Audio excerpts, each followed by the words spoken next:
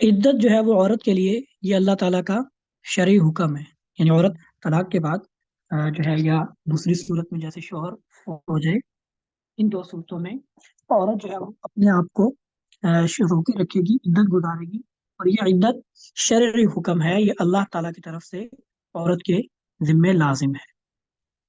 لیکن ہمارے معاشرے میں جو آج کل ایک تانیسیت کی فضا جو عام ہوتی جا رہی ہے، تانیسیت مطلب فیمنزم، کہ جس میں یہ باور کروانے کی کوشش کی جاتی ہے کہ مرد جو ہے وہ ظالم ہے اور عورت بیچاری مجبور ہے. وہ ہمیشہ سے مردوں کے ماتحت ہو کر رہی ہے، ان کی پابندیوں میں رہی ہے، اور اس کو ہر دفعہ اس کو دبایا جاتا رہا ہے، اس کے حقوق چھینے جاتے رہے ہیں. اور یہ سوچ، اس کو فیمنزم کہا جاتا ہے. اور یہ سوچ اس قدر باغیانہ ہوتی ہے کہ یہ لوگ اپنے باپ کو، اپنے بھائی کو بھی اپنا دشمن سمجھتے ہیں کہ یہ بھی ایک مرد ہی ہے، اور یہ ہم پر پابندیاں لگاتا ہے، اور یہ ہمیں روکتا ٹوکتا ہے، اور ہمیں ہماری زندگی کے فیصلوں کے اوپر جو ہے وہ اپنی مرضی مسلط کرتا ہے. اس سوچ کے زیر اثر ہر اس کام سے بغاوت کی جاتی ہے کہ جس میں عورت کی آزادی کو سلب کرنے کا کوئی پہلو موجود ہو. اسی وجہ سے یہ جو عدت ہے، عدت کو بھی اس کو نشانہ بنایا جاتا ہے. ہمارے معاشرے میں عدت کو بھی نشانہ بنایا جاتا ہے کہ یہ مردوں کی طرف سے عورتوں کے اوپر جو ہے وہ ایک پابندی جبرن عائد کی گئی ہے، جس سے عورت کو جو ہے نا وہ گزرنا پڑتا ہے. وہ سوگ میں رہے گی، اور وہ کچھ اور نہیں کر سکتی، اس میں گھر سے باہر نہیں نکل سکتی. عدت کے دوران میں اس کو گھر پر رہنا پڑے گا. تو یہ خامخواہ کی پابندی ہے جو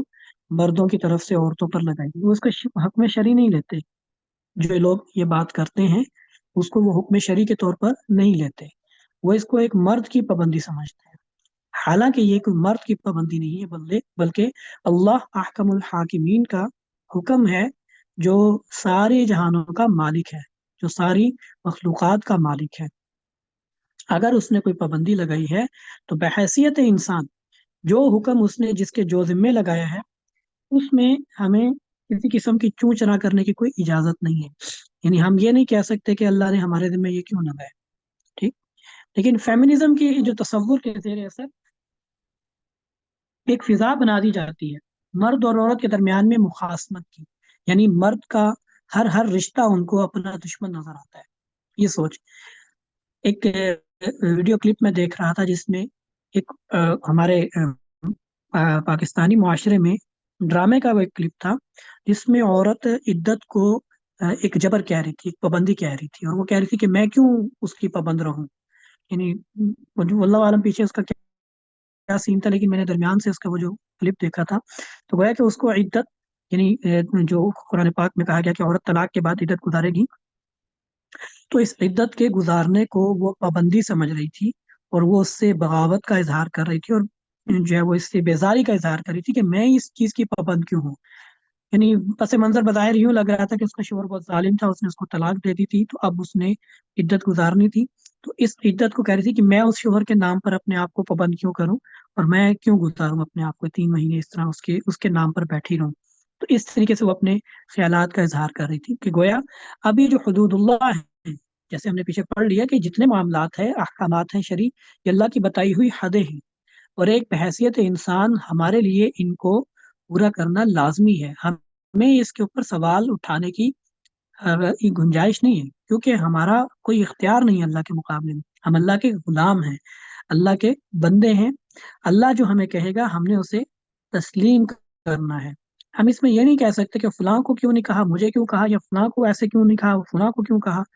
ہم اس کے اوپر اس قسم کے کوئی سوال اٹھانے کی پوزیشن نہیں رکھتے. اگر اللہ نے مرد کے ذمہ لگایا ہے کہ وہ اپنے بچوں کا، اپنی بیوی بچوں کا خرچہ اٹھائے گا، تو مرد یہ نہیں کہہ سکتا کہ بھی میرے اوپر کیوں ذمہ داری ڈالی گئی ہے، میں کیوں یہ بوجھ اٹھاؤں. ٹھیک نہیں، اللہ نے اگر حکم لگایا ہے، اللہ نے یہ ذمہ داری دی ہے، تو یہ ذمہ داری پوری کرنی پڑے گی. چاہے مانو یا نہ مانو، تمہارا دل کرے یا نہ کرے، لیکن یہ ذمہ داری تمہیں پوری کرنی پڑے گی. تم یہ نہیں کہہ سکتے کہ میرے ذمے کیوں لگایا گیا بچوں کو، اولاد جو ہے وہ میرے ذمے اس کا خرچہ کیوں ڈالا گیا ہے، عورت کو اس چیز کا مکلف کیوں نہیں بنایا گیا. تو یہ مرد اور عورت کی جو تقسیم ہے، یہ تو مغربی تصورات کا جو ہے نا وہ خناسیت ہے. کہ جس میں مرد اور عورت کو آپس میں ایک دشمن کا جو ہے وہ روپ دے کر ان کو دیکھا جاتا ہے. مرد عورت کو دشمن سمجھتی ہے اور عورت مرد کو دشمن سمجھتا ہے. تو اس لیے پھر ان کی آپس کی چپکلش اور یہ اس طرح کے ان کی وہ بات چلتی رہتی ہے، اور انہی بنیاد پہ وہ چیزوں کے اوپر تنقیدات بھی کرتے ہیں کہ یہ ایسے کیوں ہے، یہ تو عورتوں کے اوپر ظلم ہے، یہ ایسے کیوں ہے، یہ عورتوں پر ظلم ہے. تو اس طرح کے تصورات فیمنزم کہلاتے ہیں، اور ہمارے معاشرے میں یہ سوچ باقاعدہ پروان چڑھائی جا رہی ہے. اگلا مہینہ مارچ کا ہے. 8 مارچ کو خواتین کے حقوق کے نام سے اس کو پہچانا جاتا ہے، اور اس دن ہمارے معاشرے میں خواتین گھروں سے نکلتی ہیں اور وہ اپنے حقوق کے لیے، جو فیمنسٹ ہوتی ہیں، جو اپنے آپ کو فیمنسٹ کہتی ہیں، اور ان کو اپنے شوہر کا کھانا گرم کرنا برا لگتا ہے، ان کو اپنے شوہر کی خدمت کرنا برا لگتا ہے. وہ کہتی ہیں یہ خامخواہ کی پابندی ہے ہمارے اوپر، ہماری آزادی کو سلب کرنے والی بات ہے. عورت کو مجبور اور مقہور بنا کر پیش کیا جاتا ہے، عورت کو کمزور بنا کر پیش کیا جاتا ہے، حتیٰ کہ جو شرعی احکامات ہیں ان کے خلاف بغاوت کی بھی اس میں بات ہوتی ہے. مطلب شروع میں ایک پوسٹر تھا جس میں یہ بھی لکھا ہوا تھا کہ میرے فلاں نے میرے سے جو ہے نا وہ 4 گواہ مانگے، میرے ساتھ جو ہے وہ زنا بالجبر کیا گیا، تو میرے سے اس پر 4 گواہ مانگے گئے. اب یہ کھلم کھلا شرعی حکم کی جو ہے وہ تذلیل ہے اور اس کی تحقیر ہے، کیونکہ شریعت کے اندر زنا اگر کوئی عورت یا کوئی مرد کسی کے اوپر دعویٰ کرتا ہے کہ اس نے زنا کیا ہے تو اس کے لیے 4 گواہ پیش کرنے ہوتے ہیں. بات شہدا، ٹھیک کہ 4 گواہ لے کر آؤ، اور اگر 4 گواہ نہ ہو تو پھر اس کے اوپر سزا ہوتی ہے کہ تم نے ناحق تہمت لگائی ہے کسی کے اوپر. اب اس حکم شرعی کا مذاق اڑانے کے لیے اس پلے کارڈ کے اوپر انہوں نے یہ لکھا ہوا، عورتیں نکلتی ہیں، نام یہ ہوتا ہے کہ ہم اپنے حقوق کے لیے نکل رہی ہیں، اور در پردہ اسلامی احکامات کا استہزاء ہوتا ہے، اسلامی احکامات سے بغاوت ہوتی ہے، اور نام اس کو مولویوں کا دے دیا جاتا ہے کہ یہ مولویوں نے اپنی طرف سے ایسا کیا ہوا ہے، مولویوں نے اپنی طرف سے یہ حکم بنائے ہوئے ہیں، مولویوں نے اپنی طرف سے یہ سب کچھ کیا ہوا ہے. لیکن ہوتا وہ حکم شرعی ہے، اسلامی حکم ہے. تو یہ باقاعدہ ڈراموں کے ذریعے سے اور ہمارے ٹاک شوز کے ذریعے سے وومن امپاورمنٹ کی بات کی جاتی ہے کہ عورت کو خود کفیل ہونا چاہیے، عورت کو طاقتور ہونا چاہیے، عورت کو مضبوط ہونا چاہیے. ہمارے ڈرامے اس کے اوپر بن رہے ہیں، ہمارے اشتہارات اس کے اوپر بن رہے ہیں. ابھی کچھ پہلے عرصہ میں دیکھ رہا تھا کہ ایک باپ تھا،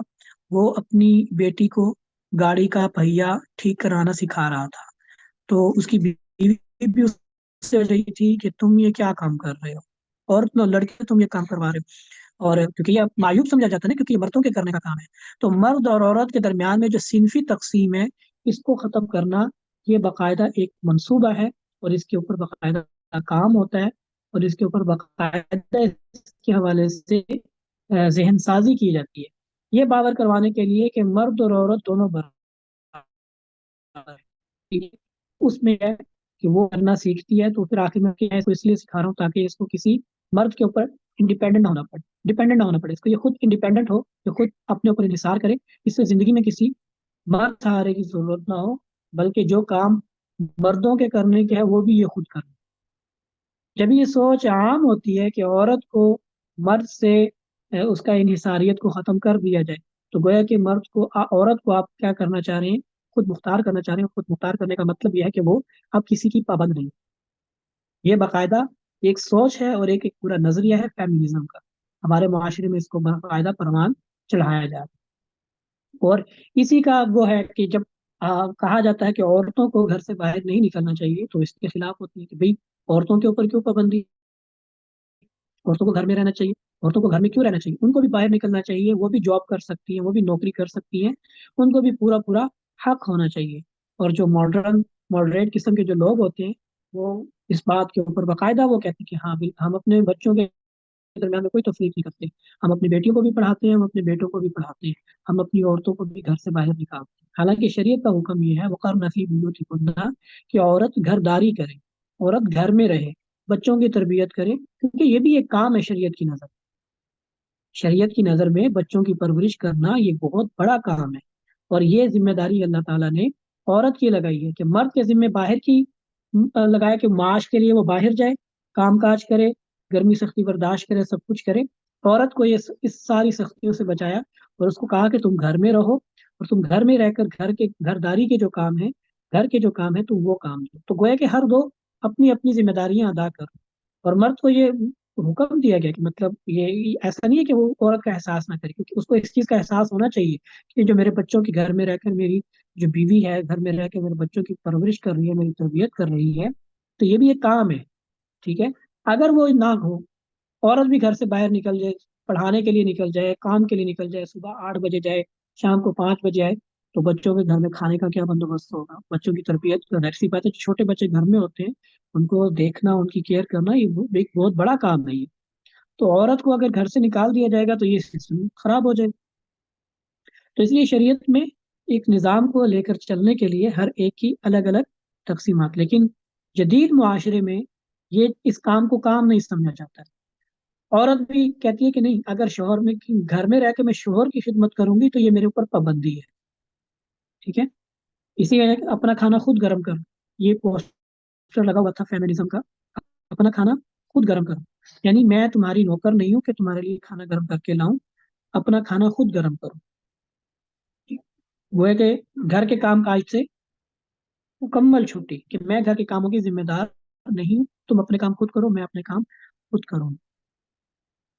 तो ये है फेमिनिज्म। ये है औरतों के हुकूक के जो शरीयत से बिल्कुल मुतसावी,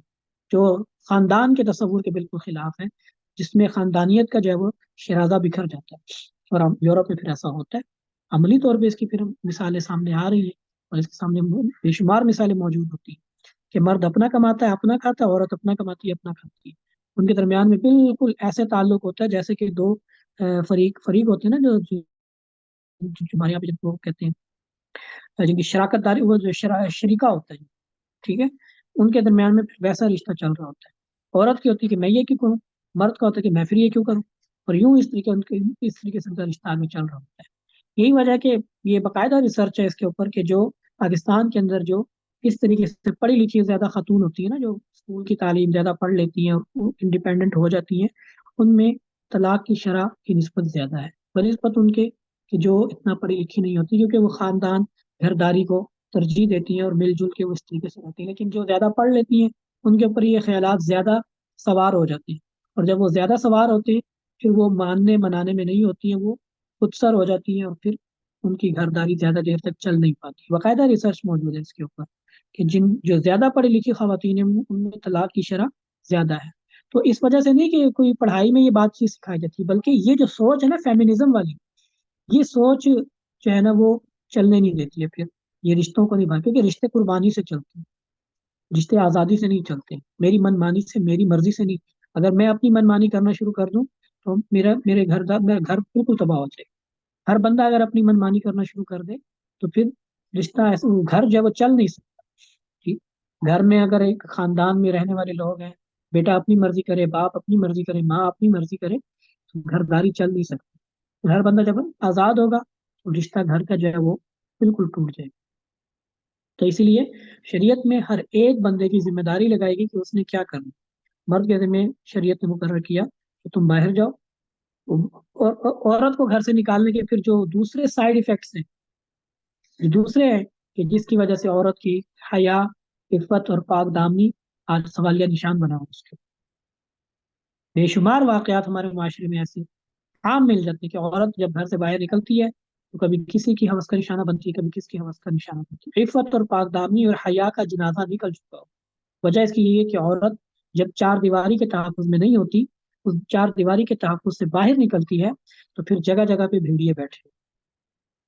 आज़ादी के नाम पे औरत को घर से निकालते हैं और अपनी हवस का निशाना बनाते हैं। और फिर वहां पर भी औरत को मसला होता है कि हमें प्रोटेक्शन दिया जाए, हमें तहफ़्फ़ुज़ दिया जाए। तो शरीयत ने जो तहफ़्फ़ुज़ दिया है महरम की सूरत में, माँ बाप की सूरत में, भाई की सूरत में, कि ये औरत की इज्जत के मुहाफिज होते हैं, औरत के ऊपर आने वाली हर तकलीफ को अपने ऊपर सहते हैं। ठीक। वो उनको घर में रखते हैं, इज्जत से रखते हैं, बाहर जाते हैं कमाते हैं और उनके लिए उनकी ज़रूरियात को पूरा करते हैं। तो ये एक खानदानी रिवायत, और ये सिर्फ इस्लाम ही की नहीं थी, ये मगरिब से पहले पूरी दुनिया में ऐसे ही था।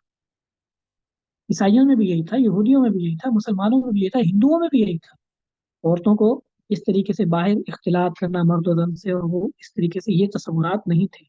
ये आज जदीद जो फेमिनिज्म है, اس کے جو ہے وہ شاخسانہ ہے کہ جس میں عورت کو یہ باور کروایا گیا کہ تمہیں گھر کی چار دیواری میں قید کر دیا گیا، تمہیں نوکرانی بنا دیا گیا، تم شوہر کے لیے کھانا گرم کرتی ہو، گویا کہ تم نوکرانی ہو۔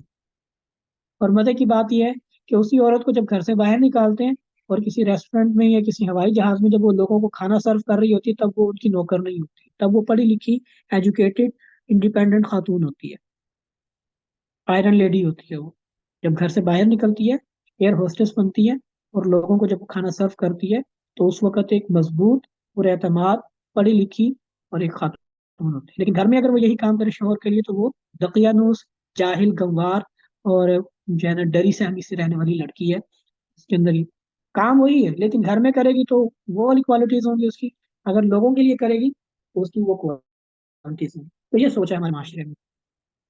تو اسلامی احکامات کو یوں مذاق بنایا جاتا ہے، ان کو مذاق اڑایا جاتا ہے اور ان کو ہوا میں اڑا دیا جاتا ہے۔ تو جیسے میں نے بتایا کہ بنیادی اس کے اندر یہ تصور کار فرما ہے کہ عورت کی آزادی کو جو ہے نا ختم کرنے کے لیے مرد نے اپنی طرف سے کچھ اس کے اوپر پابندیاں لگائی ہوئی ہیں، اور ان پابندیوں کے ذیل کے اندر ہی اسلامی احکامات کو بھی ڈال دیا جاتا ہے، جس میں سے ایک پردہ بھی ہے کہ جی یہ کوئی پردہ وردہ نہیں، یہ مردوں نے اپنی طرف سے جو ہے وہ عورتوں کو مجبور کرنے کے لیے یہ کیا ہوا ہے۔ عورت کو مرد اپنی آنکھوں کے اوپر پردہ کرے، ہمیں پردہ کرنے کی ضرورت نہیں ہے۔ مرد کو اگر مسئلہ ہے تو وہ اپنی آنکھوں کا پردہ خود کرے، ہم تو ایسے ہی کریں گے، ہم ایسے ہی کپڑے پہنیں گے، ہم ایسے ہی گھر سے باہر نکلیں گے، ہم دوپٹہ نہیں لیں گے، ہم اپنے بال کھلے رکھیں گے، ہم پورے بند سنور کر سج کر جب وہ گھر سے باہر نکلیں گے۔ اگر مرد کو مسئلہ ہے تو وہ اپنی آنکھوں کا خود علاج کر رہے ہیں۔ حالانکہ قرآن پاک کا واضح حکم ہے کہ کل للمؤمنات یغضضن من ابصارهن ويحفظن فروجهن ولا يبدين زینتهن، اپنی زینت کا اظہار نہ کریں، ٹھیک، یدنین علیہن من جلابیبہ، اپنے سر پر اوڑھنی اوڑھ کر نکلے، باہر سے گھر نہ نکلے، اور اپنی زیب و زینت کا اظہار دوسرے مردوں کے سامنے نہ کرے۔ خوشبو لگا کے شریعت میں منع کیا کہ ایک عورت گھر سے خوشبو لگا کے باہر نہ جائے کہ اس کی خوشبو کو سن کر لوگوں کو اس کی طرف میلان ہو، ٹھیک ہے۔ تو یہ شریعت کی طرف سے احکامات ہیں، لیکن وہ ان کو بھی ہوا میں اڑا دیتے ہیں۔ تو جیسے پردہ ہے ایسے ہی عدت بھی ہے، عدت کو بھی وہ لوگ یہی سمجھتے ہیں، جو اس طرح کے خیالات کے حامل لوگ ہوتے ہیں۔ اور اچھے والے دیندار گھرانوں کے اندر بھی اب باقاعدہ یہ سوچ پنپ رہی ہوتی ہے، وہ ان چیزوں کو، وہ اتنا حد تو آگے نہیں جاتے چونکہ دیندار گھرانے ہوتے ہیں، لیکن ان چیزوں کو وہ محسوس کرتے ہیں کہ ہاں نہیں، عورتوں کو بھی بالکل مردوں کے برابر ان کا اسٹیٹس ہونا چاہیے اور اس طریقے سے ہونا چاہیے۔ حالانکہ شریعت کے اندر جو احکامات، جو ذمہ داریاں مردوں کی ہیں، اس کو وہ پورا کرنا ہے، عورتوں کی جو ہے انہوں نے وہ پورا کرنا ہے۔ یہ حکم شرعی ہے، ہم نے شریعت کے حکم کی پابندی کرنی ہے، اپنے خیالات کی یا اپنی خواہشات یا اپنی ان کے جو ہے نا وہ پیچھے نہیں چلنا چاہیے۔ تو بہرحال یہ یہاں پر ایک بات ضمن یہاں پہ زیر بحث آئی، تو میں نے وہ آپ کے سامنے رکھی کہ عدت کا معاشرے میں مذاق اڑایا جاتا ہے اور اس کو خام خواہ کی پابندی سمجھی جاتی ہے، حالانکہ یہ وہ خام خواہ کی پابندی نہیں ہے، بلکہ یہ اللہ کا حکم ہے جس کو ماننے کے ہم پابند ہیں۔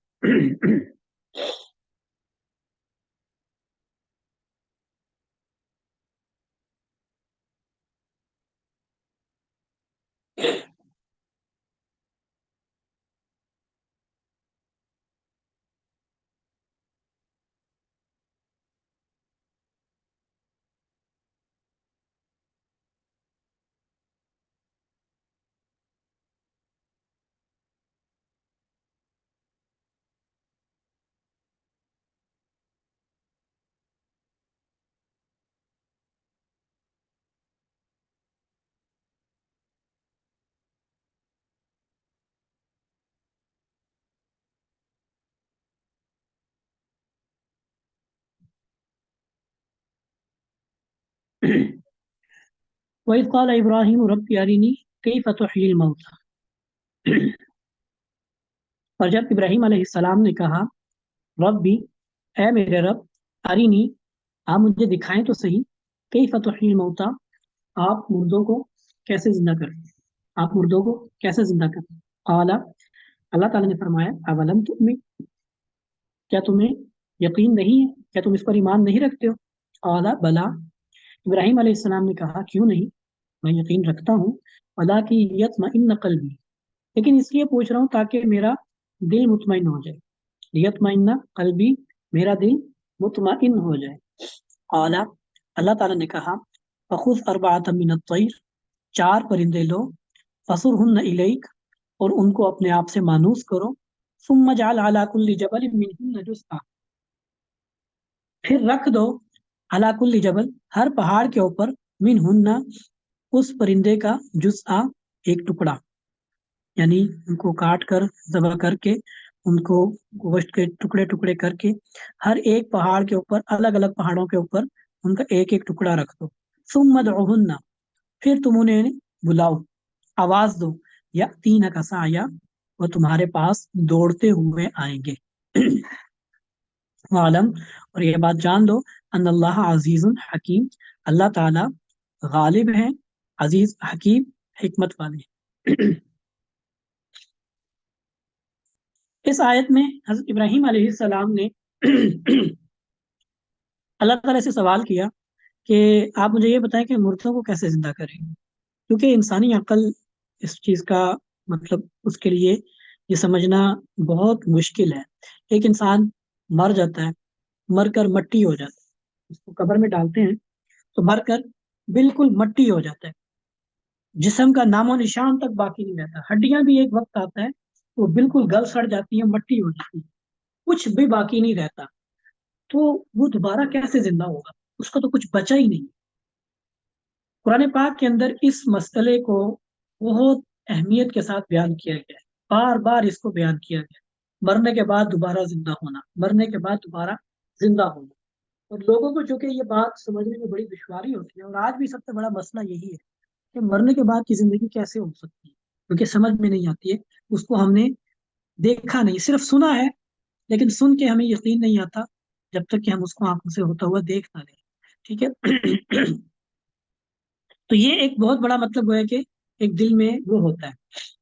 تو ابراہیم علیہ السلام کے دل میں بھی یہ بات تھی کہ کیسے ہوگا. ایمان تو تھا، ایمان تھا کہ ایسا ہوگا مرنے کے بعد دوبارہ، لیکن ہوگا کیسے، طریقہ کار کیا ہوگا، ٹھیک، کیسے ہو سکتا ہے. تو یہ سوال انہوں نے اللہ تعالیٰ سے کر دیا کہ آرینی کی فتح علم ہوتا، آپ مجھے یہ دکھائیں کہ آپ مردوں کو کیسا زندہ کریں. قال اولم تؤمن، تو اللہ تعالیٰ نے پوچھا کہ کیا تم ایمان نہیں رکھتے ہو، تمہارا یقین نہیں ہے؟ تو انہوں نے فرمایا یقین تو ہے، بلا کیوں نہیں، یقین تو ہے، لیکن لیطمئن قلبی، میں اس لیے پوچھ رہا ہوں تاکہ میرا دل مطمئن ہو، کیونکہ سننے سے انسان کو وہ اطمینان حاصل نہیں ہوتا جو دیکھنے سے ہوتا ہے. علم کے جو ہے وہ مختلف درجات ہوتے ہیں. ایک ہوتا ہے سننے سے علم حاصل ہونا، ٹھیک ہے، اور سننے کے بعد پھر ایک ہوتا ہے یقینی علم حاصل ہونا. سننے کے بعد ایک ہے آپ نے کسی غیر معتبر بندے سے کوئی بات سنی، آپ کو علم تو حاصل ہو گیا لیکن وہ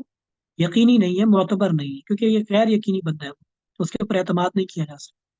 لیکن دوسری بات آپ نے کسی جو ہے نا وہ با اعتماد بندے سے سنی، آپ نے سن لی، آپ کو یقین ہو گیا، لیکن آپ کو عین الیقین نہیں ہوگا، یعنی اس میں آپ کو شبہ ہو جائے گا کہ ہو سکتا ہے جھوٹ ہوا. ملے ایک بندے نے، سچے بندے نے جو کبھی جھوٹ نہیں بولتا، سچا بندہ تھا، اس نے آپ کو بتایا کہ جو ہے نا وہ فلاں آدمی جو ہے نا وہ مر گیا ہے، یا فلاں کے ساتھ کچھ بھی ہو گیا، اس نے کوئی بات کی، آپ نے سن لیا، آپ کو یقین بھی ہو گیا کہ ہاں واقعتاً ایسا ہوا ہوگا، ٹھیک ہے، جو اس نے خبر دی ہے وہ بالکل ٹھیک ہوگی، اس نے، کیونکہ وہ بندہ جھوٹ نہیں بولتا. لیکن اگر کوئی بندہ آ کے غیر معتبر ہی صحیح، غیر معتبر بندہ ہی یہ کہہ دے کہ جی فلاں آدمی تو ابھی میں نے دیکھا وہ موٹر سائیکل پہ جا رہا تھا، کچھ دیر پہلے آپ کو خبر ملی تھی کہ وہ مر گیا ہے، دوسرا بندہ آ کے کہہ رہا ہے کہ وہ تو موٹر سائیکل پہ جا رہا تھا، ابھی میں نے اس کو دیکھ کر آ رہا ہوں. اب آپ نے اگرچہ یقینی بندے سے سنا ہے، لیکن آپ کو تھوڑا سا شک ہو کہ یار وہ تو کہہ رہا تھا کہ مر گیا، اور یہ کہہ رہا ہے کہ وہ موٹر سائیکل پہ جا رہا تھا، تو بات کیا ہے. اگرچہ آپ کو پتا ہے کہ یہ غیر معتبر بندہ ہے، لیکن بات کرنے کی وجہ سے آپ کے ذہن میں شبہ پیدا ہو جائے گا، ٹھیک ہے. تو یہ گویا کہ آپ کو یقینی علم تو ہو گیا، لیکن ابھی تک اطمینان شرح صدر اس کے اوپر نہیں ہو. لیکن اگر ایک فرض یوں کر لیں، آپ نے ابھی ایک بندے کو دیکھا تھوڑی دیر پہلے کہ وہ جو ہے وہ کیا کہتے ہیں کوئی کام کر رہا تھا، اور دوسرا بندہ آپ کو آ کر یوں کہے کہ فلاں بندہ تو 2 دن پہلے مر گیا، ابھی آپ نے 2 گھنٹے پہلے اس کو دیکھا کہ وہ کوئی کام کر رہا تھا، موٹر سائیکل پہ جا رہا تھا، کچھ بھی کر رہا تھا، آپ نے اس کو اپنی آنکھوں سے دیکھا تھا. اور ایک بندہ آ کے، معتبر بندہ ہی کیوں نہ ہو، وہ معتبر بندہ آ کر یوں کہے کہ جی فلاں بندہ 2 دن پہلے وہ مر گیا، تو آپ کو یار کیسے کہہ سکتے ہو تم. آپ آپ جتنا مرضی معتبر بندہ ہو، لیکن آپ اس کی بات کی وجہ سے شک میں نہیں پڑیں گے. کیوں؟ کیونکہ آپ نے اپنی آنکھوں سے دیکھ لیا، آپ نے خود اپنی آنکھوں سے دیکھا 2 گھنٹے پہلے کہ وہ جو ہے نا کوئی کام کر رہا تھا، تو اس کا مطلب ہے کہ وہ زندہ ہے، لیکن یہ بتا رہا ہے کہ 2 دن پہلے تو وہ مر گیا ہوا ہے. ٹھیک. تو آپ اس کی بات کو جھٹلا دیں گے، لیکن آپ اپنی آنکھوں کی دیکھی ہوئی بات کو کبھی جھٹلانے کے لیے تیار نہیں ہوں گے، کیونکہ آپ نے عین الیقین کر لی. آپ نے دیکھ کر جو یقین حاصل کیا ہے اس کو آپ، کوئی آپ کو جتنا لاکھ کہتا رہے کہ جی کام ایسے ہے، آپ کبھی نہیں مانیں گے کہ نہیں میں نے اپنی آنکھوں سے دیکھا ہے. یہ کیسے ہو سکتا ہے کہ میں نے غلط دیکھا ہو. ٹھیک. تو یہ عین الیقین یہ سب سے اعلیٰ درجہ ہوتا ہے. اس لیے فرمایا تھا ارینی، مجھے دکھائیں کہ میں اپنی آنکھوں سے دیکھ لوں. آپ نے خبر بتایا کہ ایسا ہوگا، بالکل یقین ہے، لیکن یہ عین الیقین سے نیچے کا درجہ ہے. ٹھیک ہے. اگرچہ یقین اس میں بھی ہوتا ہے، یقین اس میں بھی ہوتا ہے، لیکن جو آنکھوں سے دیکھنے سے جو یقین ہوتا ہے وہ کسی کے بتانے سے نہیں ہوتا. تو اس لیے ابراہیم علیہ السلام نے کہا کہ مجھے بھی دکھائیں، ارینی، مجھے بھی دکھائیں کیسے آپ مردوں کو زندہ کریں. تو اللہ تعالیٰ نے پوچھا کہ یہ یقین نہیں ہے اس کے اوپر، یعنی وہ پہلے والا کہ جو کسی کے بتانے سے ہوتا ہے. فرمایا بھلا کیوں نہیں، ایسے ہی ہے، یقین تو ہے، آپ نے بتایا اور مجھے میرا اس کے اوپر ایمان ہے کہ ایسا ہوگا، لیکن ولاکن یطمئن قلبی، میں اپنے دل کا اطمینان چاہتا ہوں تاکہ اپنی آنکھوں سے دیکھ لوں تو میرا دل مطمئن ہو جائے اور کسی قسم کا کوئی شک، کوئی شبہ، کوئی گنجائش ہی نہ رہے اس میں. اس کے لیے پھر اللہ تعالیٰ نے فرمایا کہ 4 پرندوں کو لو. اب قرآن پاک میں صرف اربعۃ من الطیر کا ہے. ٹھیک. 4 پرندے وہ کون سے تھے؟ اس کے بارے میں اخبار ملتے ہیں، لیکن وہ کوئی معتبر، مطلب اتنے زیادہ مستند اخبار نہیں ہے جو. لیکن اصل مقصد بات میں نے شروع میں کی تھی نا، قرآن پاک کا مطمع نظر، اصل جو میسج دینا ہوتا ہے اس کے اوپر ارتکاز ہوتا ہے، اصل پیغام جو دینا ہوتا ہے وہ اس کے اوپر ارتکاز ہوتا ہے. دائیں بائیں تفصیلات کے اوپر قرآن پاک زیادہ اتنا وہ نہیں کرتا کہ یہاں پہ قرآن پاک کہتا ہے کہ جی 4 پرندے لو، فلاں لے لو، فلاں لے لو، فلاں لے لو، فلاں لے لو. نہیں، اس کا 4 پرندے لے لو، فصرہم نہیں لے، اور ان کو اپنے سے مانوس کر لو، تھوڑا ان کو کھلاؤ پلاؤ، اپنے پاس رکھو، اور پھر ان کو ذبح کر کے، ان کے ٹکڑے ٹکڑے کر کے مختلف پہاڑوں کے اوپر رکھ دو، اور پھر ان کو بلاؤ. تو یا 3 کا سایہ، وہ مر چکے ہوں گے، ٹکڑے ٹکڑے ہو چکے ہوں گے ان کے، لیکن جب تم انہیں بلاؤ گے تو وہ بالکل صحیح سالم ہو کے تمہارے پاس آ جائیں گے. اور قرآن پاک نے اس کی خبر دی ہے. تو آگے پھر یہ بھی نہیں بتایا کہ پھر انہوں نے ایسا کیا، بس آگے پھر اتنا بتا دیے کہ یہ واقعہ ہوا تھا، ابراہیم علیہ السلام نے ایسے کہا تھا، تو انہوں نے یہ کہا کہ مجھے دکھاؤ کیسے زندہ کریں گے. تو میں نے ان کو پھر بتایا کہ اس طریقے سے کریں تو آپ دیکھ لیں گے اپنی آنکھوں سے کہ مردے کیسے زندہ ہو سکتے ہیں. تو بتانے کا مقصد یہ ہے کہ اس آیت میں انسان کو کہ وہ اس بات کے اوپر یقین کر، اس بات پر یقین کر لے کہ مرنے کے بعد دوبارہ زندہ ہونا ممکن ہے، اور اللہ کے لیے تو کچھ مشکل ہے ہی نہیں ہے. قرآن میں اللہ کہتا ہے کہ جب میں نے تمہیں اس وقت پیدا کر دیا تھا جب تمہارا نام و نشان بھی نہیں تھا، لم یکن شیء مذکورا، نام و نشان بھی نہیں تھا. ٹھیک ہے. اس وقت تمہیں وجود دے دیا، تمہاری صورت بنا دی، تمہارا جسم بنا دیا، اب تو تمہارا ایک نقشہ سامنے آ چکا ہوا ہے. تو بنے ہوئے کے بعد اس کو دوبارہ بنانا کون سا مشکل ہے؟ یعنی ایک ہے کہ ایک چیز آپ سرے سے، بالکل نئے سرے سے ایجاد کریں، وہ بہت مشکل ہوتی ہے. ٹھیک ہے. اب میں آپ سے کہوں کہ ایک ایسی چیز بنائیں جو آج سے کب تک، آج سے پہلے بنی ہی نہیں ہوئی، تو آپ وہ کہیں اس کو مطلب بنانا شروع کریں تو مشکل ہوگی بہت اس کو بنانا. لیکن اگر آپ سے میں کہوں کہ یہ کرسی ہے نا، اس طرح کی کرسی بنا دو، تو آپ فوراً بنا لیں گے. آپ دیکھیں گے، اس کو غور کریں گے، اس پہ اچھا یہ اس طریقے سے لکڑی یوں لگی ہوئی ہے، کاٹی ہوئی اس طریقے سے کاٹی ہوئی، اس کے اوپر غور و فکر کر کے آپ اس طرح کی دوبارہ آسانی کے ساتھ بنا لیں گے، کیونکہ پہلے سے بنی ہوئی موجود ہے. اس لیے اللہ تعالیٰ نے فرمایا کہ جب تمہارا نام و نشان بھی نہیں تھا، تمہارا وجود تک نہیں تھا، اس وقت اللہ تعالیٰ نے تمہیں جو ہے وہ پیدا کر دیا، تمہیں بنا دیا. تو اب تو پھر تمہارا وجود آ چکا ہے، تو پھر اس کے بعد دوبارہ پیدا کرنا کون سا مشکل ہے اللہ کے لیے؟ اللہ کے لیے اس کے لیے کوئی مشکل نہیں. اچھا، اور آج کل کے حساب سے اگر اس کو دیکھا جائے، ہمارا تو ایمان اسی کے اوپر ہے کہ اللہ نے بتا دیا ہے کہ مرنے کے بعد زندگی ہوگی، ہمارا اس پر ایمان ہے. لیکن اب جو میں بات کرنے جا رہا ہوں نا، وہ آج کل کے دور کے اعتبار سے لیتمئن قلبی والی ہے، کہ مطلب ہمیں پتہ چل جائے گا کہ کیسے ہوگا. آج کل ڈی این اے کے اوپر جو ہے نا ریسرچ ہو رہی ہے. ڈی این اے ہر جاندار کے اندر، ایک خلیے کے اندر ایک چھوٹا سا ایک ذرہ ہوتا ہے جس کے اندر پوری انفارمیشن ہوتی ہے، پوری انفارمیشن. ٹھیک. انسان جب اس کی تخلیق ہوتی ہے، بالکل ابتدائی تخلیقی مراحل میں ہوتا ہے، بالکل بالکل ابتدا میں. اور جن لوگوں نے سائنس پڑھی ہے تو وہ اگر مالیکیول اور سیلز، اور سیلز کے اندر ڈی این اے ہوتے ہیں چھوٹے چھوٹے، तो वो इस चीज को समझ सकते हैं कि वो कितना छोटा होता है। और उस छोटे से जर्रे के अंदर, यानी इतना छोटा होता है कि जाहिरी आंख से वो नजर आ भी नहीं सकता, उसके लिए बड़ी खुर्दबीन के जरिए से उसको देखना पड़ता है। तो वो इंसानी जिस्म के अंदर एक डीएनए होता है, और उस डीएनए के अंदर पूरे इंसान की इंफॉर्मेशन होती है, पूरे इंसान की। छोटा सा, अब आटे का जर्रा होता है ना, आटे का जर्रा, इससे भी वो छोटा होता है। यानी आटा जो हम घरों में इस्तेमाल करते हैं, आटा उसका जर्रा कितना बारीक होता है, लेकिन उससे भी वो बारीक होता है वो डीएनए। और उस डीएनए के अंदर पूरे इंसान की इंफॉर्मेशन होती है। मतलब इसका बाल का रंग कैसा होगा, इसके होंठ कैसे होंगे, इसके नाखून कैसे होंगे, इसका कद कितना बड़ा होगा, इसके बाजू कितने बड़े होंगे, इसकी लंबाई कितनी होगी, इसके हंसने की आदत कैसे, हंसेगा कैसे, इसके चेहरे के तासुरात कैसे होंगे, उसका इसका जो है वो चलने का अंदाज कैसा होगा, चाल ढाल कैसी होगी। ये हर एक चीज डीएनए के अंदर लिखी हुई होती है। डीएनए के अंदर वो सारी इंफॉर्मेशन मौजूद होती है। और वो डीएनए अपनी एक कॉपी बनाता रहता है, अपने जैसे और डीएनए मुसलसल बनाता रहता है, और उनको वो इंफॉर्मेशन फॉरवर्ड भी करता रहता है। और वही डीएनए फिर आंख भी बनाते हैं, वही डीएनए से नाक भी बनता है, उसी डीएनए से हमारे बाल, जितनी हमारे जिस्म की चीजें हैं, दिल, दिमाग, शरियाने, और ये आसाबी पट्टे, जितनी भी चीजें बनती हैं, वो उसी डीएनए की कॉपियां होती रहती है, वो इंफॉर्मेशन आगे ट्रांसफर होती रहती है। और उस ट्रांसफर और उस इंफॉर्मेशन की रोशनी में जो है वो आगे फिर इंसानी जिस्म पूरा बनता है। और वो सारी की सारी एक डीएनए में सारी इंफॉर्मेशन होती है। ठीक है। ये जो साइंसदान है इसमें बताते हैं कि फिर आगे डीएनए आगे तकसीम हो जाते हैं, कि जब इनके ग्रुप बन जाते हैं, और फिर वो ग्रुप आगे फिर आगे बढ़कर पहले तो हर तरह की इंफॉर्मेशन आगे भेज रहे होते हैं, लेकिन फिर एक स्टेज पे जाके वो मखसूस इंफॉर्मेशन को आगे ट्रांसफर करते हैं, और फिर मखसूस किस्म के आज़ा बनाते हैं। यानी इब्तदाई वाले खुलिया जो होते हैं वो तो सारी इंफॉर्मेशन के साथ डबल कॉपी हो रही होती है, उसकी मुसलसल कॉपी हो रहे होते हैं। लेकिन फिर एक लम्हे पे जाके एक डीएनए जो होता है वो खास हो जाता है, वो कहता है कि जी अब मैंने नाक वाले डीएनए बना,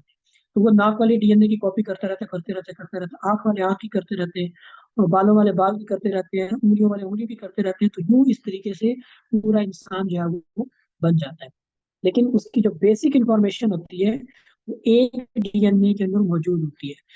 लेकिन हमें वो डीएनए की पढ़ने की हमारे पास सलाहियत नहीं है कि वो उसको किस तरीके से पढ़ा जाए, उसको किस तरीके से जो है वो उसकी इंफॉर्मेशन को लिया जाए। ठीक।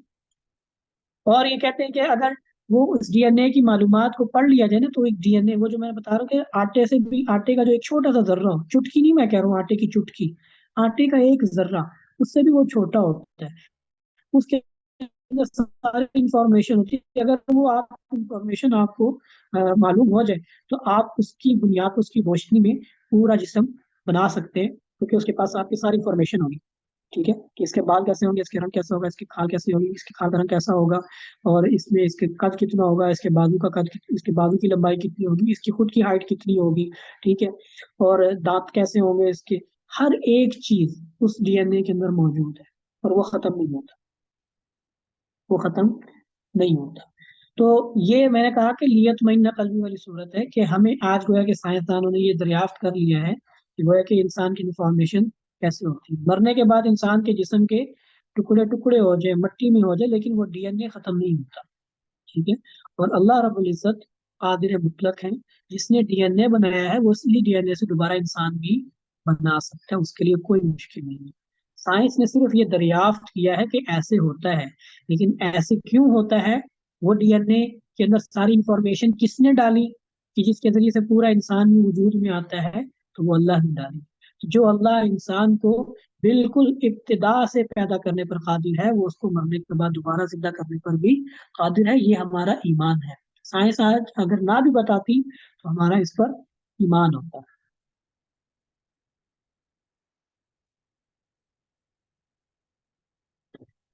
मसलुल्लज़ीना युनफ़िक़ूना अम्वालहुम फ़ी सबीलिल्लाह कमसली जन्नह, उन लोगों की मिसाल जो अल्लाह के रास्ते में अपना माल खर्च करते हैं, कमसली हब्बा, उस दाने की तरह है, बरकत सबअ सनाबिल, 7 बालियां होगा, फी कुल्लि सुम्बुला मिअतु हब्बा, हर बाली में 100 दाने होते हैं। वल्लाहु युदाइफु लिमन यशा, और अल्लाह बढ़ा देता है जिसके लिए चाहता है। वल्लाहु वासिउन अलीम, और अल्लाह ताला बहुत وسعت والے اور علم والے ہیں، وسعت دینے والے اور علم والے ہیں۔ اس آیت میں اللہ کے راستے میں خرچ کرنے کا ثواب ایک کے بدلے 700، اس کو ایک مثال کے ذریعے سے سمجھا ہے، ٹھیک، یعنی یہ نہیں کہا کہ جو اللہ کے راستے میں 1 روپیہ خرچ کرے گا اس کو 700 روپے کا ثواب ملے گا بلکہ اس کو ایک تمثیل کے ذریعے سے سمجھا ہے۔ فرمایا کہ جو آدمی اللہ کے راستے میں خرچ کرتا ہے نا، اس کی مثال ایک دانے کی سی ہے، اس کی مثال ایک دانے کی سی ہے کہ جب دانہ زمین میں ڈالا جاتا ہے تو زمین سے اس کی روئیدگی ہوتی ہے، وہ اگتا ہے، بڑا ہوتا ہے، پھر بڑے ہو کر اس کے اوپر 100 بالیاں لگتی ہیں، تو اس کے اوپر 7 بالیاں ہوتی ہیں اور ہر بالی میں 100 دانے ہوتے ہیں، تو گویا کہ ایک دانے کے 700 دانے بن گئے۔ تو ایسے ہی جو اللہ کے راستے میں 1 روپیہ خرچ کرتا ہے تو گویا کہ وہ اللہ کے راستے میں 700 روپیہ اس کو 700 گنا زیادہ ملے گا۔ دنیا میں 1 روپیہ خرچ کیا اور بدلے میں اس کو اس کے بدلے میں 700 گنا زیادہ ملے گا۔ اور آگے فرمایا کہ صرف 700 نہیں، واللہ یضاعف لمن یشاء، اللہ جس کے لیے چاہے اس سے بھی بڑھا سکتا ہے، 700 سے بھی زیادہ بڑھا سکتا ہے۔ اللہ واسع، کیوں؟ کیونکہ اللہ تعالیٰ وسعت والے ہیں، اللہ کے یہاں کوئی تنگی نہیں ہے، کوئی کسی قسم کی تنگی نہیں ہے، اور علیم، علم والے ہیں، جانتے ہیں۔ عمل میں جتنا اخلاص ہوگا اتنا اس کا اجر بڑھتا ہے، عمل میں جتنا اخلاص ہوگا اتنا ہی اس کا اجر بڑھتا جائے گا، اس کا جو ہے نا اس کا ثواب کا جو بدلہ ہوگا وہ بڑھتا جائے گا۔ تو یہاں پر فرمایا کہ اللہ تعالیٰ اسی وجہ سے فرمایا کہ جس کے لیے چاہیں اس سے بھی زیادہ، یعنی 700 نہیں، 700 سے بھی زیادہ آگے بڑھا سکتے ہیں اخلاص کی وجہ سے۔ اخلاص کیا ہے؟ اخلاص یہ ہے کہ آپ جو کام بھی کریں اللہ کی رضا کے لیے کریں، اس میں دنیاوی کسی قسم کا کوئی فائدہ پیش نظر نہ ہو۔ اللہ تعالیٰ شرکت کو بالکل بھی پسند نہیں کرتے، اللہ تعالیٰ کو سب سے زیادہ ناپسندیدہ چیز شرک ہے، شرکت کو بالکل بھی پسند نہیں کرتے۔ آپ کوئی کام کریں، آپ اللہ کے لیے بھی کریں اور کسی اور کے لیے بھی کریں، اللہ تعالیٰ اس چیز کو پسند نہیں کرتے، اور اللہ تعالیٰ ایسے عمل کو قبول بھی نہیں کرتے، اس کو ریا کہتے ہیں، اور یہ چھوٹا شرک ہوتا ہے۔ اس کو اللہ کے نبی صلی اللہ تعالیٰ علیہ وسلم نے فرمایا تھا کہ مجھے میری امت پر شرک اصغر کا بڑا ڈر ہے، شرک اصغر کا ڈر ہے۔ صحابہ نے پوچھا کہ شرک اصغر کیا ہے؟ تو فرمایا کہ ریا کاری،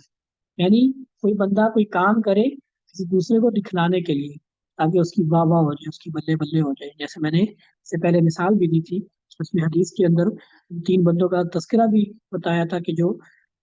دنیا میں جو ایک عالم تھا، ایک شہید تھا اور ایک سخی تھا، کہ جو دنیا میں جو نیکی تو کرتے تھے لیکن واہ واہ کے لیے کرتے تھے، دوسرے لوگوں کو دکھانے کے لیے کرتے تھے۔ اللہ تعالیٰ ان کے ساتھ آخرت میں کیا معاملہ فرمائیں گے، اس حدیث پاک میں اس چیز کو بیان کیا گیا تھا، بتایا گیا تھا۔ لیکن اس کے برعکس جو بندہ خالصتاً اللہ کی رضا کے لیے کام کرے، یعنی اس کا اپنا بیچ میں کچھ بھی جو ہے وہ حصہ شامل نہ ہو، ٹھیک ہے، خیال تک بھی اس کے دل میں نہ آئے، جس کا جتنا زیادہ اخلاص ہوگا نا، جتنا زیادہ اخلاص ہوگا اس کو اتنا زیادہ اجر ملے گا، اس کو اتنا ہی زیادہ اجر ملے گا۔ اس لیے کہا جاتا ہے کہ آپ خرچ کریں، دائیں ہاتھ سے خرچ کریں، بائیں ہاتھ کو پتہ بھی نہ ہو، کوشہ گمنامی میں بالکل چھپ کے چھپاتے سے چھپا کے تاکہ کریں کہ آپ کے لوگوں کے آپ کے دل میں بھی یہ خیال نہ ہے کہ لوگ میری تعریف کریں۔ ابو بکر صدیق رضی اللہ تعالیٰ کے بارے میں آتا ہے، وہ ایک گھر میں جا کے کام کرتے تھے، اندھیرے میں، منہ اندھیرے جاتے تھے، ان کے گھر کا کام کاج بھرا کر کے آ جاتے تھے تاکہ کسی کو پتہ ہی نہ چلے کون آیا کون کر کے گیا، ٹھیک، چھپ کے۔ تو یہ ہوتا ہے اخلاص، کہ آپ جو کام کریں آپ کو اس کے اوپر دنیاوی صدیق رضی اللہ تعالیٰ کے بارے میں ہی آتا ہے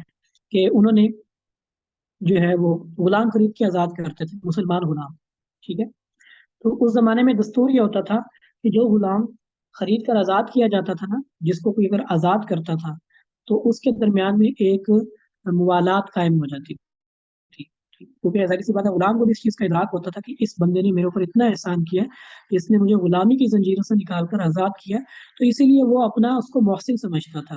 اور وہ اس کے دکھ میں، اس کی غمی میں اس کے کام آتا تھا، اس کی مشکل وقت میں اس کے کام آتا تھا، یہ اس کا احسان مند ہوتا تھا، اس کی زندگی کا مقروض ہوتا تھا، اگرچہ ہوتا آزاد تھا لیکن اس کے احسان کو ٹھکراتا نہیں تھا، اور اس احسان کا بدلہ وہ چکانے کے لیے ہر وقت تیار رہتا تھا۔ ابو بکر صدیق رضی اللہ تعالیٰ عنہ جو مسلمان کمزور ہوتے تھے بیچارے، جو کفار کی ظلم کی چکی میں پس رہے ہوتے تھے، تو ابو بکر صدیق رضی اللہ تعالیٰ عنہ ان غلاموں کو خرید خرید کر آزاد کرتے تھے، اور وہ بیچارے کمزور حیثیت کے ہوتے تھے، تو مالی جسمانی اعتبار سے بھی کمزور ہوتے تھے، ٹھیک۔ تو جو والد تھے آپ کے، ابو بکر صدیق رضی اللہ تعالیٰ عنہ کے جو والد تھے، انہوں نے ابو بکر صدیق رضی اللہ عنہ سے کہا کہ تم نے غلام خرید کر آزاد کرنے ہی ہوتے ہیں تو ذرا تندرست توانا قسم کے غلام خرید کر آزاد کر دیا کرو،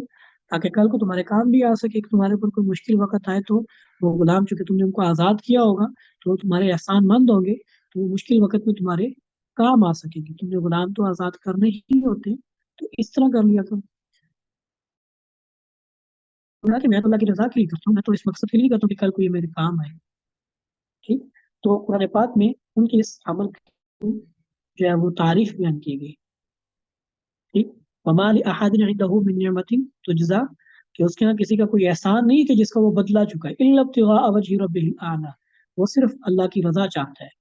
جو وہ نیکی کا کام کر رہا ہے اس نیکی کے کام سے وہ اللہ کی رضا چاہتا ہے، اللہ کی رضا مقصود ہے اسے، ٹھیک۔ تو یہ ہوتا ہے اخلاص، کہ آپ اپنا ذاتی نفع خیال کی حد تک بھی اس کو آپ دل سے نکال دیں۔ یہ بڑا مشکل کام ہے، بڑا مشکل کام ہے۔ ایک اللہ والے سے کسی نے کہا کہ حضرت آپ دعا کیجئے کہ اللہ تعالیٰ مجھے اخلاص عطا فرمائے، انہوں نے یوں چونک کے ایک دم دیکھا اس کی طرف، انہوں نے کہا تم جو بات مانگ رہے ہو اس میں تو زندگیاں لگ جاتی ہیں، اس چیز کو حاصل کرنے میں زندگیاں لگ جاتی ہیں، کہ آپ کوئی نیکی کا کام کریں اور اس میں آپ کے دل میں خالصتاً یہی مقصد ہو کہ میرا اللہ مجھ سے راضی ہو جائے، اور دنیاوی کوئی کسی قسم کا کوئی اس میں وہ پیش نظر ہو ہی نہ، خالصتاً۔ یہ بہت مشکل کام ہوتا ہے، انسان جب نیکی کا کام کرتا ہے، خاص طور پہ دوسرے کے ساتھ جو نیکی کا کام کرتا ہے، ٹھیک، تو اس میں زبان سے نہ صحیح کم از کم دل میں اس کے خیال آ جاتا ہے، ٹھیک، کہ میں نے فلاں کو اتنے پیسے دیے، دیکھنا وہ میری عزت کرے گا، میرا نام ہوگا، میری شہرت ہوگی، میری واہ واہ ہوگی، لوگ کہیں گے فلاں نے اتنے کو پیسے دیے، ماشاء اللہ کتنا اچھا آدمی ہے، لوگوں کا خیال رکھتا ہے، غریبوں کا خیال رکھتا ہے، میری تعریف ہوگی۔ دل میں یہ خیال آتے ہیں، ہر انسان کے آتے ہیں، اور یہ ان کو کھرچنا بہت مشکل ہے، لیکن کیا کیا جائے، ٹھیک، اگرچہ مشکل ہے لیکن کیا کیا جائے، چھٹکارا کیسے حاصل کیا جائے ان چیزوں سے؟ تو اس لیے کہتے ہیں کہ بار بار اس نے نیت جوارح سے، ظاہری اعضاء سے اس چیز کی نفی کرتا ہے، ظاہری اعضاء سے اس کی نفی کرتا ہے، دل میں جب خیال ہے فوراً اللہ کی طرف متوجہ ہو جائے، یا اللہ خیال میرے اختیار میں نہیں ہے، یہ آ رہا ہے، یہ بھی اخلاص کے منافی ہے، لیکن میں نے آپ کی رضا کے لیے کیا ہے، میں آپ کے غیر کے اس سے نیت نہیں کرتا ہوں، میں صرف مقصد ہے کہ آپ مجھ سے راضی ہو جائے۔ بار بار اس کا نیت کرے کہ میں جو کام کر رہا ہوں اللہ کی رضا کے لیے کر رہا ہوں، ٹھیک۔ تو بار بار جب نیت کرے گا، زبان سے اس چیز کا اقرار کرے گا بار بار، تو انشاءاللہ اس کے دل میں یہ کیفیت پھر پیدا ہونی شروع ہو جائے گی۔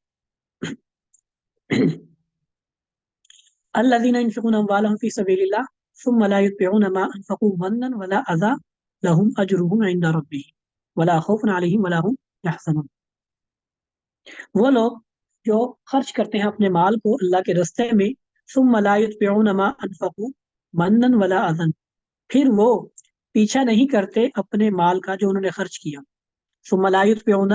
پھر وہ پیچھا نہیں کرتے، ما انفقوا، اس مال کا جو انہوں نے خرچ کیا، منن، احسان کے ساتھ، ولا اذن، اور نہ ہی تکلیف کے ساتھ، لہم اجرہم عند ربہم، ان کے لیے ان کا اجر ہے ان کے رب کے پاس، ولا خوف علیہم ولا هم یحزنون، اور نہ ہی انہیں کوئی خوف ہوگا اور نہ ہی وہ غم زدہ ہوں۔ اس آیت میں فرمایا گیا کہ جو اللہ کے راستے میں مال خرچ کرتے ہیں اور مال خرچ کرنے کے بعد وہ احسان نہیں جتلاتے اور دوسرے کو تکلیف نہیں پہنچاتے، ٹھیک، یہ مطلب ہے پھر وہ اپنے خرچ کیے ہوئے مال کا پیچھا نہیں کرتے، احسان کے ساتھ ہو، تکلیف کے ساتھ، ٹھیک، لہم اجرہم عند ربہم، ایسے لوگوں کو اجر ملے گا ان کے رب کے پاس، ایسے لوگوں کا اجر ہے ان کے رب کے پاس، اور قیامت کے دن ایسے لوگوں کو نہ کوئی خوف ہوگا اور نہ ہی وہ غم زدہ ہوں گے۔ مال دے کر جتلا دینا، ٹھیک، یہ کام شریعت میں بہت ہی مذموم ہے۔ تو یہ فرمایا کہ جو اللہ کے راستے میں خرچ کرتے ہیں لیکن خرچ کرنے کے بعد نہ تو وہ احسان جتلاتے ہیں، منن، نہ تو وہ احسان جتلاتے ہیں، ولا اذن، اور نہ ہی دوسرے کو تکلیف پہنچاتے ہیں اس کے اوپر، ٹھیک، کوئی بھی صورت و تکلیف کی، دوسرے کو ایذا رسانی کی، کہ جس کو مال دیا، جس کو اللہ کے راستے پہ اللہ کے نام پر کوئی چیز دی، بعد میں اس کو جتلا دیا، اس کو جتلا دیا، اس کو تانا مار دیا، اس کو گنوا دیا کسی موقع کے اوپر، یہ کام نہیں کرتے، تو ایسے لوگوں کو اللہ کے ہاں اجر ملے گا، لہم اجرہم عند ربہم، تو ایسے لوگوں کے لیے ان کے پاس ان کے رب کے پاس اجر ہوگا، اور آخرت میں وہ پھر نہ خوف زدہ ہوں گے اور نہ ہی غمگین ہوں گے۔ قول معروف و مغفرۃ خیر من صدقۃ یتبعها اذی واللہ غنی حلیم، بھلی بات کہنا اور معاف کر دینا، خیر، یہ بہتر ہے، من صدقۃ، ایسے صدقے سے، یتبعها اذی، کہ جس کے ساتھ تکلیف ملی ہوئی ہو، جس کے پیچھے تکلیف ہو، ایسے صدقے سے جس کے پیچھے تکلیف ہو، وہ بھلی بات بہتر ہے، اور معاف کر دینا بہتر ہے۔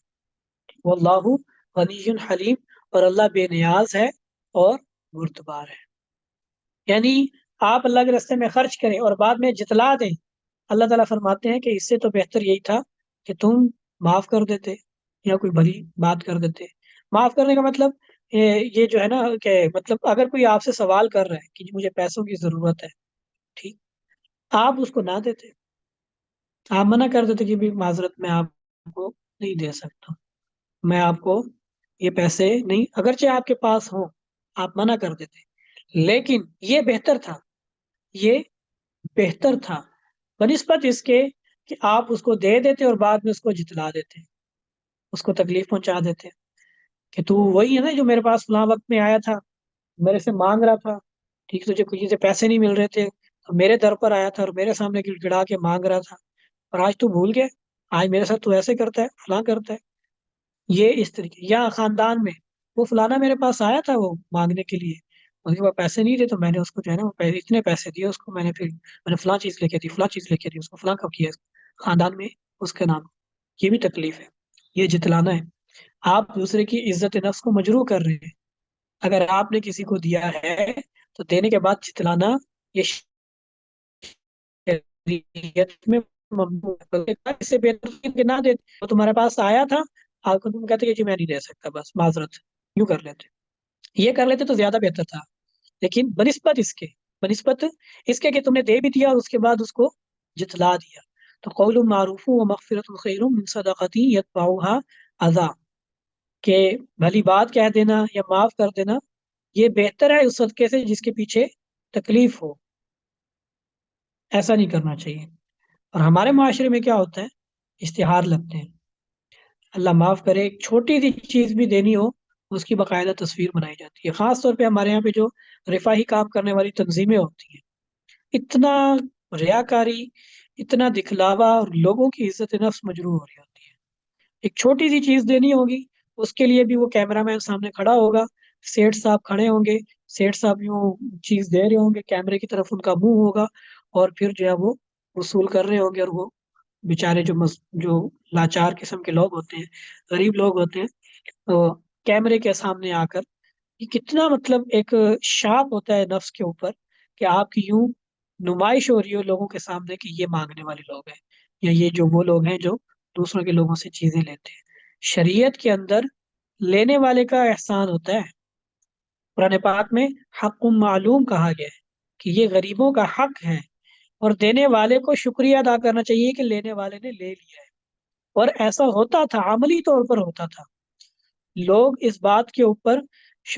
فخر محسوس کرتے تھے کہ میرا مال کسی نے قبول کر لیا، اور ان کو دل میں یہ شکر کا احساس پیدا ہوتا تھا۔ واقعات ایسی مثالیں ملتی ہیں، آج جن لوگوں نے عمرہ کیا، حج کیا ہوا ہے، وہ اللہ کے راستے میں خرچ کرتے ہیں، اور خرچ کرتے ہیں، اس کے اوپر ان کو خوشی اور راحت ہوتی ہے، وہ دسترخوان لگاتے ہیں، لوگوں کو کہتے ہیں آئیں آپ ہمارے دسترخوان پر بیٹھے، آپ ہمارے دسترخوان پر بیٹھے، کھینچ کھینچ کر لاتے ہیں، اور بڑے منت سماجت दस्तरखान पर बैठे और ये खाना खाएं, हमने जो तनाव, हम जो लोगों का इकराम कर रहे हैं, और इस बात के ऊपर उनको खुशी होती है। और ये रिवायत चल रही होती है, बाप अपने बेटे को साथ लेके आता है, बाप भी उधर दस्तरखान पे बैठा होता है, बेटे भी ऐसे घूम फिर के लोगों को ला रहे होते हैं अपने दस्तरखान की तरफ कि आए आप हमारे दस्तरखान पर बैठे, आप हमारे दस्तरखान पर बैठे। तो वो है कि इस बात की खुशी होती है कि लोग हमारी इसको कबूल करें, ना कि ये कि लोगों के ऊपर बाद में ताना दे कि तू वही है ना, कि तुझे हमने ये चीज दी थी, हमने मुझे। हमारे माशरे में ये चीज होती है कि लोग किसी के साथ कोई एहसान करते हैं तो फिर एहसान को उसको 70 100 दफा गिनवा देते हैं, और ये जो चीज होती है, ये चीज फिर सदक़े को बातिल कर देती है। या अय्युहल्लज़ीना आमनू ला तुबतिलू सदक़ातिकुम बिलमन्नि वल अज़ा, ऐ ईमान वालो, अपने सदक़ात को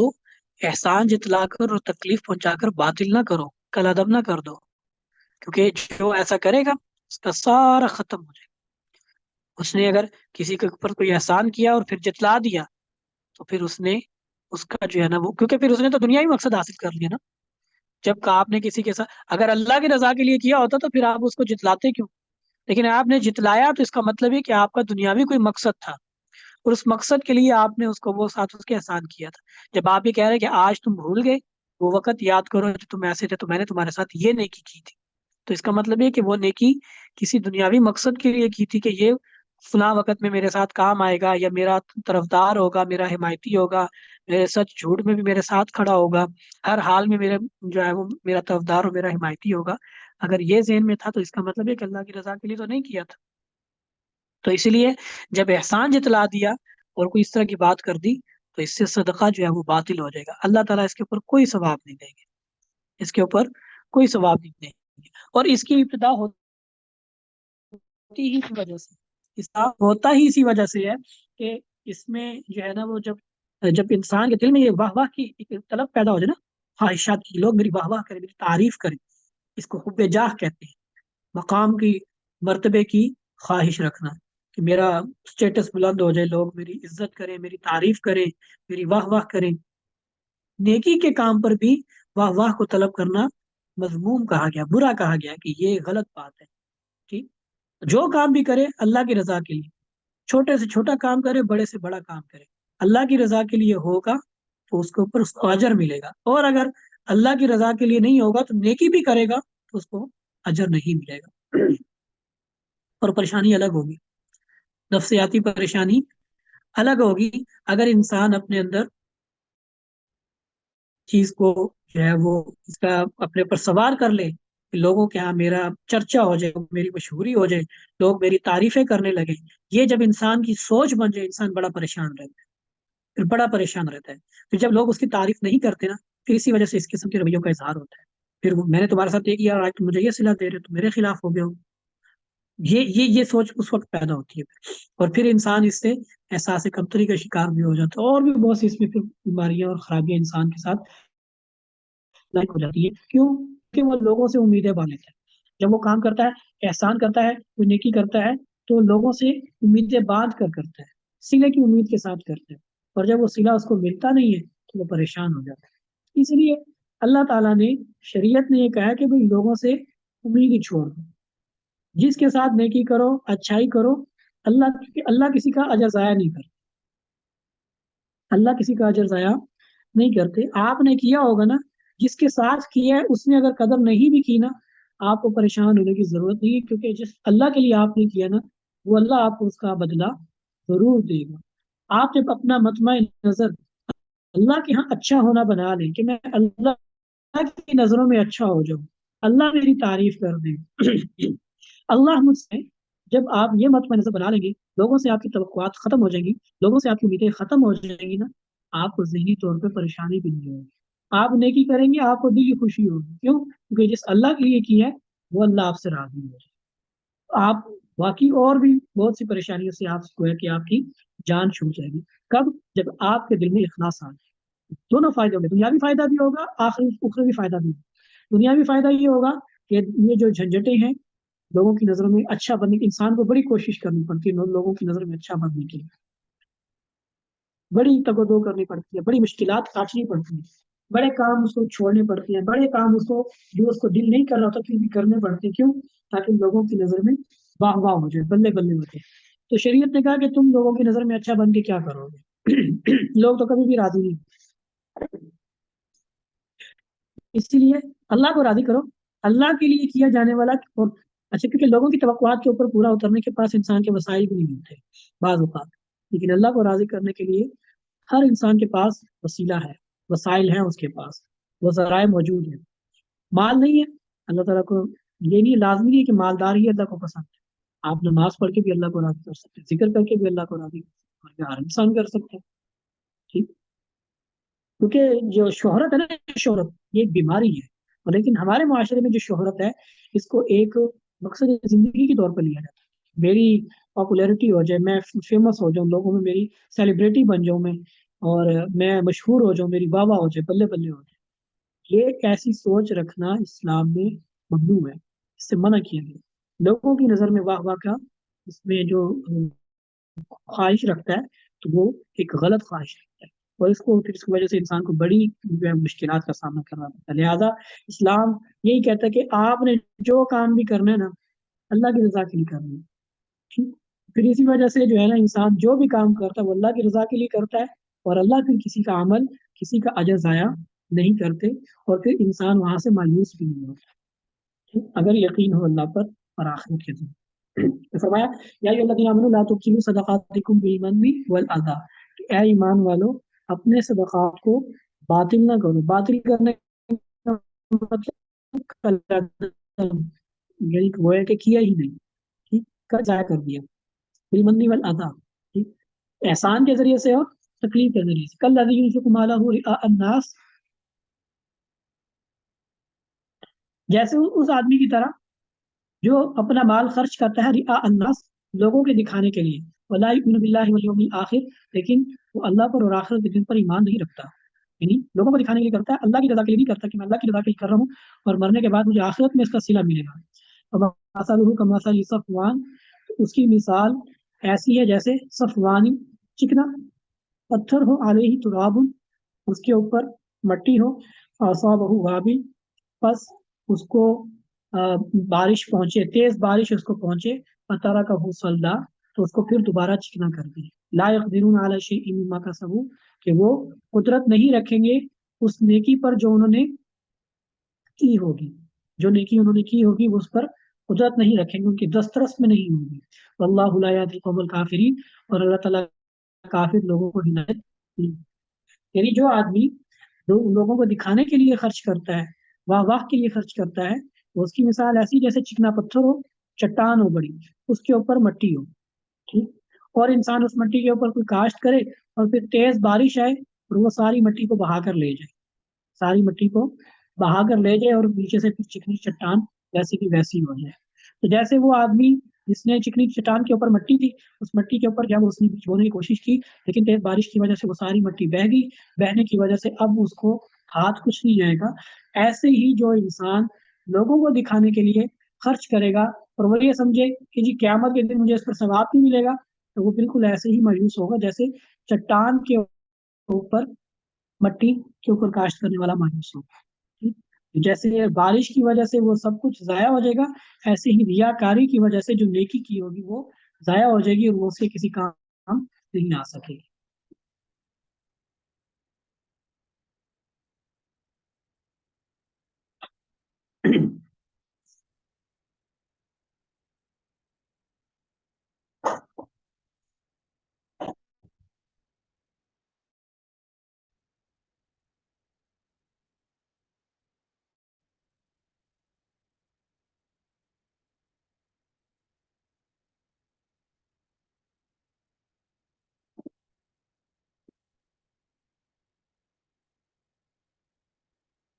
ان تبدوا الصدقات فنعما ہے، اگر تم صدقات کو ظاہر کرو فنعما ہی، تو یہ بھی اچھا ہے، وَإِن تُخْفُوهَا، اور اگر تم اس کو چھپاؤ، وَتُؤْتُوهَا الْفُقَرَاءَ، اور فقیروں کو دے دو، فَهُوَ خَيْرٌ لَكُمْ، تو یہ تمہارے لیے زیادہ بہتر ہے، وَيُكَفِّرُ عَنْكُم مِّن سَيِّئَاتِكُم، اور اس کی وجہ سے اللہ تعالیٰ گناہوں کو، اللہ بما تعملون خبیر، اللہ تعالیٰ جو کچھ تم کرتے ہو اس سے باخبر ہے۔ یہاں صدقہ کرنے کی دونوں طرح سے بتایا گیا کہ اگر صدقہ انسان کرے اور ظاہر کر دے فن علم آئی تو یہ بھی اچھا ہے، ٹھیک ہے، کہ اس سے بعض اوقات دوسروں کو ترغیب ہو جاتی ہے، بعض اوقات دوسروں کو ترغیب ہو جاتی ہے، لیکن صدقہ جو کیا جا رہا ہے وہ کیا اللہ کی رضا کے لیے جا رہا ہے، لیکن ظاہری طور پر کیا جا رہا ہے، جیسے مختلف مواقع کے اوپر اللہ کے نبی صلی اللہ تعالیٰ علیہ وسلم جیسے غزوہ تبوک کے موقع کے اوپر تھا، تو آپ صلی اللہ تعالیٰ علیہ وسلم نے سب کو کہا کہ اللہ کے راستے میں اپنا مال خرچ کریں، ترغیب دی، اور سب نے علی الاعلان جو ہے وہ چیزیں لے کر آ رہے ہیں، سب چیزیں دکھا رہے ہیں کہ جی میں یہ لے کر آئے، پوچھتے تھے کیا لے کر آئے تو وہ بتاتا کہ جی میں یہ چیزیں لے کر آئے، دوسروں سے پوچھتے کیا لے کر آئے، وہ بتاتا کہ میں یہ لے کر آیا، ٹھیک۔ تو بعض اوقات ظاہری طور پہ صدقہ کرنے سے مقصد دوسرے کو ترغیب دلانا نہیں ہوتا، کہ انسان بعض اوقات ہوتا ہے نا دوسرے کو دیکھ کے شوق پیدا ہوتے ہیں، بظاہر خود اس کے اندر اتنا داعیہ جذبہ نہیں ہوتا کرنے کا، لیکن جب دوسروں کو دیکھتا ہے تو اس کے دل میں بھی شوق پیدا ہوتا ہے، تو اس دیکھا دیکھی میں پھر وہ بھی جو ہے وہ آگے نیکی کے کام میں بڑھنے کی کوشش کرتا ہے۔ تو اسی لیے علماء نے یہ بھی لکھا ہے کہ اگر کہیں کسی موقع کے اوپر کسی نیکی کے اظہار کرنے کی ضرورت محسوس ہو کہ اس کی وجہ سے دوسرے لوگ بھی نیکی کی طرف رغبت کریں گے تو اس کی گنجائش موجود ہے، لیکن مقصد یہ نہیں ہونا چاہیے کہ لوگ میری واہ واہ کریں، خالصتاً اللہ کی رضا کے لیے کرنا اس وقت بھی اللہ کے لیے ہے، ٹھیک ہے، اس نیت کے ساتھ، لیکن نیکی کا اظہار کر دینے میں بعض اوقات اس میں پھر کوئی قباحت نہیں ہے جب مقصود اس سے یہ ہو کہ دوسرے لوگوں کو بھی اس سے ترغیب ہو، ٹھیک ہے۔ تو یہی فرمایا کہ ان تبدوا صدقات فنعم ہی، اگر تم صدقات کو ظاہر کر دو تو فنعم ہی، یہ بھی اچھا ہے، وَإِن تُخْفُوهَا وَتُؤْتُوهَا الْفُقَرَاءَ فَهُوَ خَيْرٌ لَكُمْ وَيُكَفِّرُ عَنْكُم مِّن سَيِّئَاتِكُم، لیکن اگر تم اس کو چھپاؤ اور اس کو تم فقیروں کو دے دو تو یہ تمہارے لیے زیادہ بہتر ہے، یعنی اصل حکم تو یہی ہے کہ چھپا کر دو، ظاہری طور پہ کسی کے سامنے نہ دو، تو یہ تمہارے لیے زیادہ بہتر ہے، کیونکہ اس میں ریاکاری کے زیادہ کم امکانات ہیں، جتنا نیکی چھپ کر کی جائے گی اتنا ہی زیادہ اس میں اخلاص بڑھتا جائے گا، اخلاص کے اس میں مواقع اور چانسز اس میں بڑھتے جائیں گے جتنا چھپ کے نیکی کی جائے گی، ٹھیک۔ آپ کسی کے ساتھ نیکی کرتے ہیں، آپ نہ اپنا نام بتاتے ہیں نہ پتہ بتاتے ہیں، کچھ نہیں، چپکے سے آپ اس کو دے دیتے ہیں، اب نہ لینے والے کو پتا کہ بھئی کس نے دیا، اور دینے والے نے تو بتایا ہی نہیں، تو اب آپ کے دل میں خیال آ ہی نہیں سکتا، آپ نے کسی کے ساتھ کوئی نیکی کی ہے نا، مثال کے طور پر آج کے دور میں آپ نے کسی کو پیسے دینے، آپ کو پتا ہے کہ فلانے کا جائز کیش اکاؤنٹ ہے، آپ جائیں دکان پہ جا کے اسے جائز کیش اکاؤنٹ میں جتنے پیسے آپ ان کو دیں گے وہ دیں گے، اب لینے والے کو بھی نہیں پتا ہوگا، پتہ نہیں کہاں سے ہیں، لیکن اس کو مل جائیں گے، یعنی میں آج کل کی مثال دوں، ویسے پرانے زمانے میں ایسے بھی لوگ کرتے تھے کہ لوگ جو دروازے کے سامنے رکھ کر دروازہ رکھا کے چلے جاتے تھے، وہ باہر آتے تھے تو گھر کے سامنے چیزیں پڑی ہوتی تھی جو ضرورت کی، سونے کی تھیلی ہوگی، شرفیوں کی تھیلی ہوگی، چاندنی گرام کی تھیلی ہوگی، یا کھانے پینے کا کوئی سامان ہو گیا، وہ جو ہے بند کیا ہوا، بوری میں بند کیا ہوا، گھر کے سامنے رکھی، دروازہ کھڑکایا اور چلے گئے، لینے والے کو پتہ ہی نہیں کس نے دیا، دل سے دعا تو اس کے لیے نکلتی ہے کہ دینے والے کو اللہ تعالیٰ خوب نوازے، لیکن دینے والے کے دل میں پھر یہ خیال نہیں آئے گا کہ میں نے فلاں کے ساتھ احسان کیا ہے اور میری بابا ہو جائے، میری بدلی، اگر تم اور چپکے سے فقیروں کو دے دو فہو خیر لکم، تو یہ تمہارے لیے زیادہ بہتر ہے، زیادہ بہتر اسی لیے پھر ریاکاری کے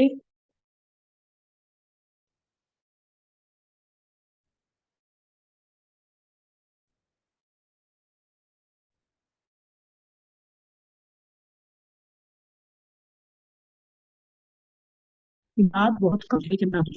کے ساتھ کیا لکھا ہے حاصل کی جو نے کیا کتنا اچھا ہے، میرے بارے میں سوچ رہے ہوں گے، میرے بارے میں دل میں تعریفیں کر رہے ہوں گے، یہ انسان کی نفسیات ہے نا، تو اس میں پیدا ہو جاتی ہے ایک، ہاں ٹھیک ہے، ظاہری طور پہ اگر کبھی موقع ہو، ضرورت ہو تو ظاہری طور پہ بھی صدقہ کیا جا سکتا ہے، لیکن اگر بندہ چھپا کر صدقہ کرے تو فہو خیر لکم، یہ زیادہ بہتر ہے، اور اس کے نتیجے میں ہوگا کہ اللہ تعالیٰ اس کے بدلے میں گناہوں کو معاف کرتے ہیں، جو ہماری خطائیں کوتاہیاں ہیں اللہ تعالیٰ ان کو معاف کر دیں گے، جو ہم سے غلطیاں ہوئی ہیں جن پر تعالیٰ ہمارا آخرت میں مواخذہ کریں گے، اگر ہم دوسرے لوگوں کی مدد کریں، دوسرے لوگوں کے ساتھ نیکی کریں، دوسروں کے ساتھ اچھائیاں کریں، تو اللہ تعالیٰ اس کے بدلے میں ہمارے سے درگزر کر دیں، اللہ ہمارے ساتھ اچھائی کریں گے، ہم لوگوں کے ساتھ اچھائی کریں گے، اللہ ہمارے ساتھ اچھائی کرے گا، اللہ تعالیٰ ہمیں یہ سب کرنے کی توفیق عطا فرمائے۔ قرآن و سنت کے اندر اللہ تعالیٰ ہمیں جن کاموں کا حکم دیتا ہے